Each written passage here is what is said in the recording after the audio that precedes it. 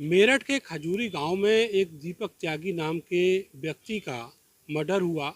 उस मर्डर के खुलासे पर उस समाज ने आपत्ति जताई और उसके बाद सड़क पर जाम लगा दिया। उस जाम को खुलवाने के लिए उत्तर प्रदेश सरकार के राज्य मंत्री और हस्तिनापुर से विधायक दिनेश खटीक पहुंचे हुए थे। इसी दौरान उन्होंने अपनी बात कही और ये बताया कि किस तरीके से उन्होंने एसएसपी को डांटा और ये बताया कि ये जो खुलासा उन्होंने किया है ये फर्जी है। ये बातचीत चली रही थी, उसी दौरान किसी ने इंटरफियर किया उनकी बातचीत में। तो मंत्री ने अपने तेवर दिखाते हुए बड़ी हनक के साथ ये कहा कि मुझे कमज़ोर मत समझो, मैं गांव का रहने वाला हूं, बस एमएलए बन गया हूं और बनिए की औलाद नहीं हूं।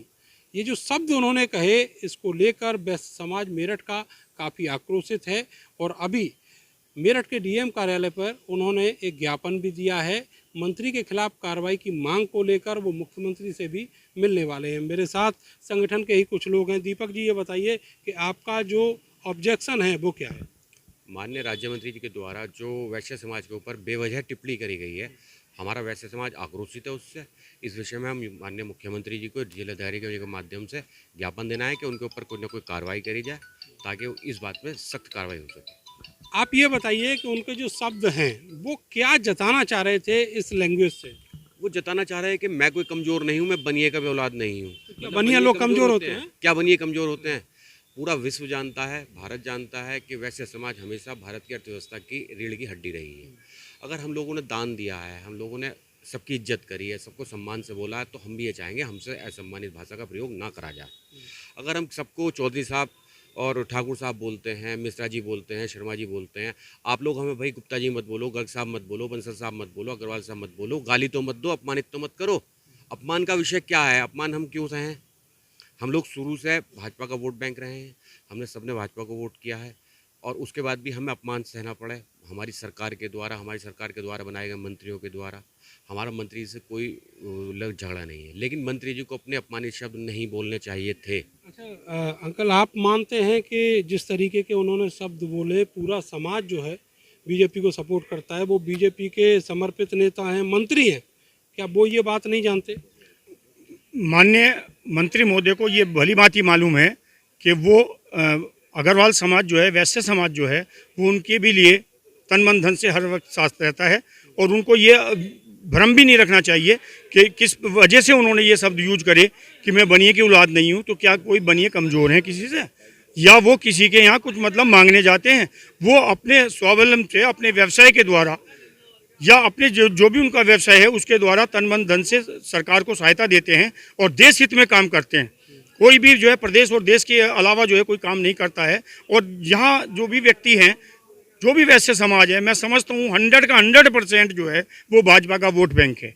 ऐसी स्थिति में ये समझ लेना पड़ेगा मंत्री महोदय को भी, कोई ये बंधुआ मजदूर नहीं है। अच्छा, ये बताइए, विनीत शारदा ने अभी एक बयान दिया और उसमें कहा कि मंत्री की स्थिति ऐसी है जैसे बंदर के हाथ में हल्दी की गांठ आ गई है और वो अपने आप को पंसारी समझ रहा है। इस तुलना को आप कहाँ देखते हैं? ये बिल्कुल सही बात है कि कुछ लोग जो हैं जिन्होंने अपने स्तर से बहुत अधिक धन कमा लिया है, वो इस प्रकार के मंत्री बनने के बाद में वो अपनी गरिमा, अपने पद की गरिमा और समाज के व्यक्तियों की गरिमा भूल गए हैं। ये कार्यकर्ता की अगर गरिमा को भूलेंगे तो कार्यकर्ता भी जो है वो उस रूप में आ जाएगा कि वो जो है विनीत शारदा जी वाली जो बात है वो भी अपने आप में गलत नहीं है। मैं कहना चाहता हूँ आपसे, आखिरी सवाल मेरा, कि अब आपकी मांग क्या है? मांग केवल यही है कि माननीय मंत्री महोदय को इस विषय पर खुल करके अपने स्पष्टीकरण देना चाहिए कि जब वहाँ वैश्य समाज का एक भी व्यक्ति मौजूद नहीं है तो आपने वैश्य समाज पर टिप्पणी वहाँ पर क्यों की।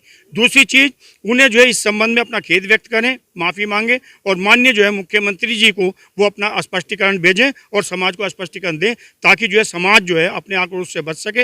और ये जो जन आंदोलन होने का है, अभी ये मेरठ की भूमि से प्रारंभ हुआ है, हो सकता है प्रदेश पे भी हो, राष्ट्रीय स्तर पर भी हो। इसमें चूंकि अखिल भारतीय वैश्य महासम्मेलन ने भी कल एक बहुत बड़ा थापर नगर में मीटिंग किया है और उसके अंदर भी यही प्रकरण सामने आया और यही कहा गया कि हम लोग भाजपा के कार्यकर्ता हैं, भाजपा को हम जो है तन मन धन से साथ देते हैं, लेकिन हम बंधुआ मजदूर नहीं।